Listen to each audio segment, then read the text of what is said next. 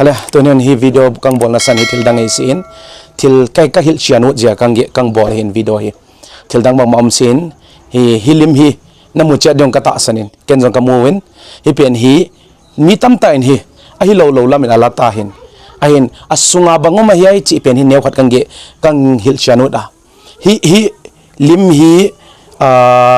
tarik somlali March 2021 ni a thil limana kilawa hin hoita muna chi lehi Gmfdi muna hin acha Ram Krishna mission ten hi Gmfdi mun lenlan ABC home helan sangamoni in hizong lehi ava visit na wa hi hitabang limungom hin achi le hi bangzia visit e chi hi thilni kanggen dinga hu kagen main hi bang chi le tunion hi mi zo sen specialization chi de siam na pil na lama hi specialization field tom ne ken ka ten doctor ya ken ka te sepai lam ya ken ka te police lam ya ken ka te engineering ya ken ka te architecture management til tom hi professional ke bang loin achile tuni na hi ken hi bang ja kang gen the chi ne ka professional dong ke to ain ke jong India ding hi reputed institute kara number 1 institute hi graduation kana zo hin master kana cha hin in to hichang in case specialization jang hin hu je to ne na hi kang hil chano hin ama sapen in hi society NGO structure hi tung tang jong hi detail in gen si wang hi jong le thilni kang gen odom me khatna hi bang chi le hi NGO hi organization hi me mai NGO hi lan adang dang hi jong le charitable trust ke din chin society ke din chin NGO ke din chin hu teng la hi abon bona hi thilni mai tunia na survive the now achi le khatna hi bange chi le hi funder ki chi khat omen jin khat hui le donation chini umai khat ko funder hin khat ko donation hin funder chi chianga hi bange chi le funding ten per project apyo hi sumle pa apyo they have to do this he ko na bol de within this time frame and then ko achievement apya guideline apya bolding instruction apya ve ho funding kichi sumla tom la tam pen khat a project nung zoi ta in ani na hi khat ko le donation kitchen donation hi chi changa voluntarily sumle pai va kipya ilo le vana kipya pan pi na kipya in return bang my expectation umlo ipya chu pya hi zo pya hilal ko chini a hin funding to donation in tunyo na hilim viral tung tang hi funding a hi sin funding chi changa hi ki zop na nei kumtenga hi a hasite ha china hi ai le annually hi quarterly hi half yearly hi ya funding pia funding bin a project timeline dung zo ya bang khaduin achi le donation chi changa one time payment a hin pia zo le ki chai bang ba lo khonung khoma jong lo ho jen tu ni honen hi ki het khel ma khatle specialization hi lo na if feel lo khat khu a heda na thili ki gen jong hi thili lo hi hu jen tu ni honen kang hil chana hin hilim hi tunen yes incident even hi adet jong kang mention ta hin a details jong hi description akang kel ding in a link ko na click lo cha bon hi lim teng jong di description nom ding hu changa hi not only that item apya za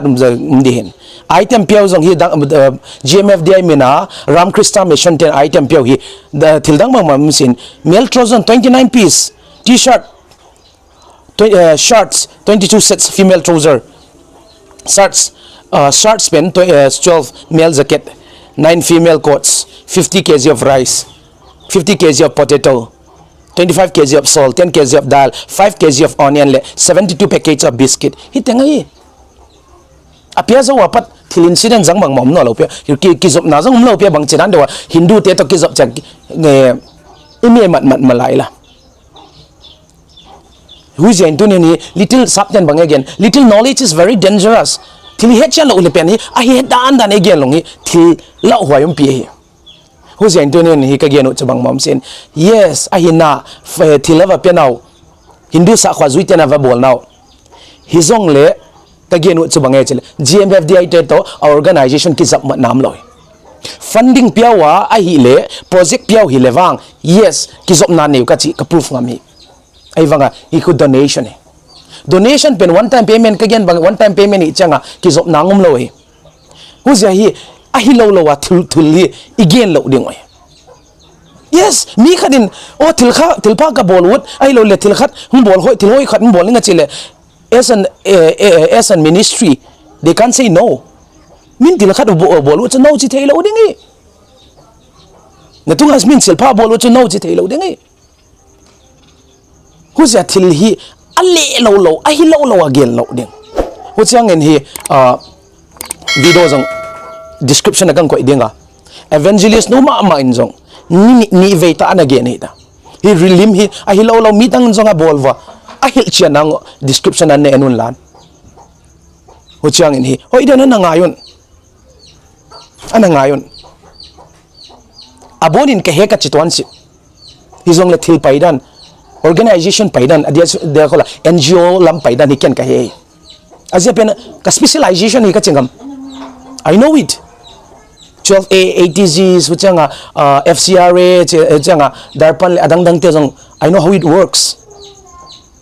Because I'm hearing it, feel kin ay chat hin. Ngazia to ni huna kan genot so hele. He lim hi social media platform atampi na ki viral sa mi tom tomin. Ay va kan genot le kan clarify so dang bang mai sin. He lim pen hi just an one time event may. There is no correlationship between the organizations and the Thilpa Bolde Ramkrishna Mission. There abang makizap nam lo. Husen to hi ni hechen be ulle comment section gen lan kam kang hilding. Husen to ni ahilo lo until bolda anu. Ahilo lo until hi portrait bolda anu.